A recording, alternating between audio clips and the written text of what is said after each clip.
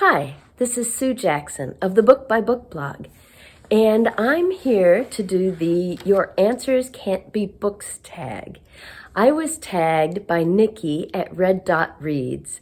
If you haven't visited her channel yet, I highly recommend it. She does great videos. She's a very warm person. She loves books, of course, and I've really sort of gotten to know her on Booktube, and unfortunately, she lives on the other side of the world, but I wish we could meet in person. So thank you, Nikki, for tagging me for this. I'm sorry it took me so long to get to it. Life has been crazy. So the idea here is that there are 6 questions, and you can't answer books to any of them. So you'll see why that's challenging. Okay, so question 1. What is something that you own way too many of other than books? Okay, so this was kind of a tough question for me, and maybe one of the reasons I put off doing this, because I don't buy a lot of stuff. I don't really collect anything. I mean, I could just generally say stuff because our house is kind of overloaded right now. Our 23-year-old son moved back in for a while he was transitioning between job assignments. And, between my chronic illness and bringing up 2 boys and caring for my elderly father-in-law, we just have not had the time or energy to keep up with decluttering and getting rid of things. So we have a lot of everything. But then it occurred to me, as I was sitting in my family room writing down my answers, that one thing in particular we have a lot of, too much of, is audio and video media. So, sometimes you see these memes on Facebook that are like, oh, I bet nobody still has DVDs in their house. And I'm like, we still have VHS tapes. So on the video side, yes, we still have VHS tapes and DVDs, both commercial ones and home movies on both types of media. We not only still have a huge CD collection of audio CDs, we also still have a huge record album collection. We do have a turntable, but it doesn't work with our receiver because the newer receivers don't come with a connection for a turntable. So, yeah. And cassette tapes. We've still got cassette tapes too. So I'll insert some photos or video here to show you what I mean about too much audio and video media. So here in our family room, we've got this big tower of DVD still. There is a little bit of overflow piled up on this speaker. And down here we still have some VHS tapes. There's some on the tower mixed in with the DVDs also. And some VHS tapes from when the kids were young. They're in their 20s now. Those brown drawers are filled with home videos on VHS tape, some more DVDs, CDs and record albums, some cassettes up there near the stereo. And, yep, a lot of CDs over here. So I am hoping to clear some of that out at some point. We do still use some of it once in a while, but things are moving more towards streaming. So we use our DVD collection when my husband and I are camping. We bring an old laptop that still has a DVD player in it because the newer ones don't. And we've been working our way through all of the seasons of Dexter. So it's a little weird, we watch this really dark serial killer show when we're, alone in a campground and there's hardly anyone around. It's kind of spooky out. But We love it. So we do still sometimes use the DVDs, but I know we need to get rid of some of this stuff. So, question 2. What is something that you do for fun that's not reading a book? That's an easy one. What I love to do, what I'm as passionate about as books, is the outdoors. I love nature. I love spending time outdoors. Camping, we've got a pop-up camper that we take camping. Hiking, as much as I can do. With my chronic illness, I'm pretty limited now, but you know, I can still, on my good days, take short hikes. Kayaking, which is great for me because you do it sitting down, so I can tolerate that a little better. I just love being outdoors. It really revives me and de-stresses me. So I will also insert a couple of pictures here, but I'll include a link down below to one of my book videos, one of my Friday Reads videos that I did while we were camping, so that you can see some of what I enjoy when I'm not reading, although there are books in that video.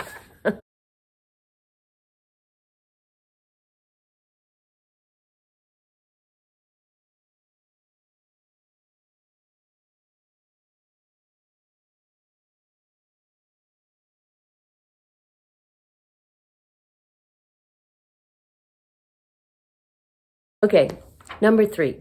What is something special or important on your nightstand that's not a book? So, that I think would have to be journals, which, okay, maybe count those as books, but I think it's something different. So, I have a lot of journals. So this is my daily journal, Sierra Club. It's almost full now for the month, but each week has a gorgeous picture in it, and there's just a little bit of space there to write a little bit each day, which works out perfectly for me. I'm usually pretty exhausted by bedtime, so I just write a few lines. I love looking at the photos. My husband always gets me like the Sierra Club one, or there are a couple of other ones too that are all nature photos. So that ties in with my last answer. This is, of course, my book journal. Have to have one of those. I've already filled up a couple of them. So there are some of my notes from November and currently that I haven't finished yet. I just write the month, the title and author, where it takes place, because I do several challenges every year about where you're reading. And then just a couple of lines of my thoughts about the book. So this way, at the end of the month, when I do my monthly wrap-ups, or at the end of the year, when I do an annual wrap-up, you know, I can look back and see what I read. And it's fun to look back and see what I read years ago, too. This is my joy journal, as you can tell by the joyful polka dots on it. I started this in the early years of my chronic illness. I was really struggling and struggling with everything. It's a big adjustment when you suddenly find yourself living a very limited, restricted life. So starting a joy journal helped me to cope, because at the end of each day, I would write down things that brought me joy that day. And I started to realize that even though I was so limited and there was so much I wanted to do that I couldn't, I started to realize that there were still joys in my life. So, you know, I wrote about things in those early days like a fire in the fireplace, being outdoors camping, there's that again, stepping outside into the crisp night and looking up at the stars, sunshine, the air smells so deliciously sweet on a warm spring morning. And I started to realize there were still plenty of joys in my life. I just had to be aware of them and look for them. So I don't write in it daily anymore, But if I'm going through a rough period, I will start to do that again. And, well, it's almost full, actually. You can see there's just a couple of pages left. But it has really helped me over the years. And I highly recommend the practice of keeping a joy journal. These two are older journals of my sons growing up. So this was for my oldest son. So what I started doing, and I think I started it even while I was pregnant. No, I started this one when he was 2 years old. I started his younger brother, from the time I was pregnant. And so I just wrote some of my experiences, but mostly like the adorable things my kids said and did. And, you know, it is so much fun to look back at this. And although I will have a lot of trouble giving it up, the idea was that when my sons are a little bit older and are ready to be fathers themselves, I will give them their childhood journals, and so that they can, you know, they don't remember most of this stuff from when they were very young, but it's wonderful to look back on it. So yes, journals on my nightstand along with the books. Question 5, what's a fun gift that you've received that wasn't a book or a gift card for books? So I had to think about this one for a long time too. My family are wonderful. They're very generous. I always get wonderful gifts. But I think the best gifts are experiences together.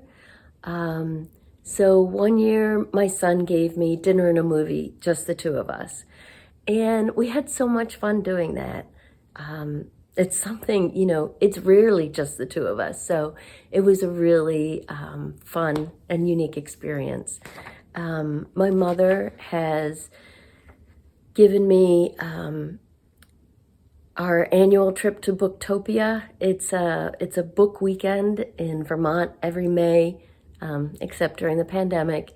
And she and I usually go together. And she started it because she knew it was important to me, but now she loves it too. So, you know, when she did that for me, that meant a lot. So I think experiences make the best gifts. What's a YouTube channel that you watch that's not related to books?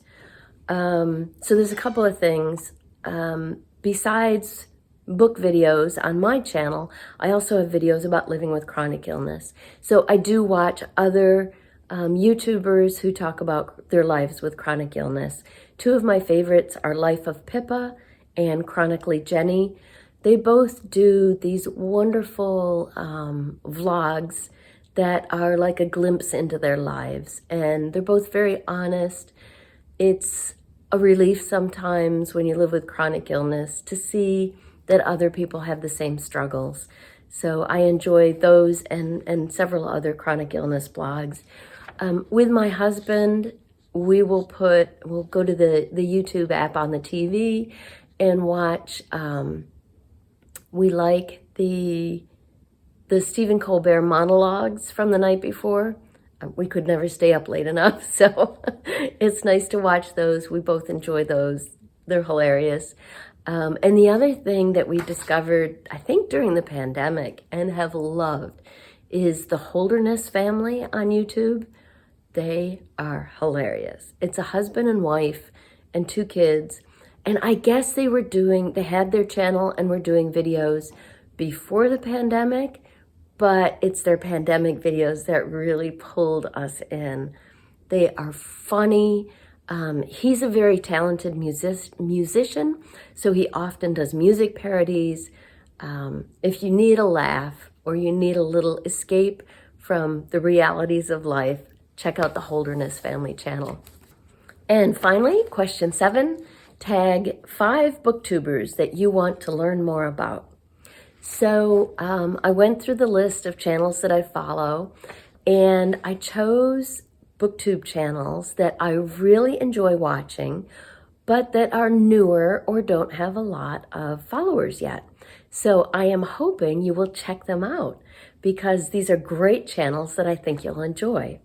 So, Shannon's Bookish Musings, Skeleton Key, Maya Kitten Reads, Becky Duff, and Recently Seen Reading. And I'll include links to all of these in the comments down below. So that was my Your Answers Can't Be Books tag. Thank you again to Nikki at Red Dot Reads for tagging me. I did enjoy this, and I'm sorry it took me so long. Life's been hectic, but thanks for tagging me.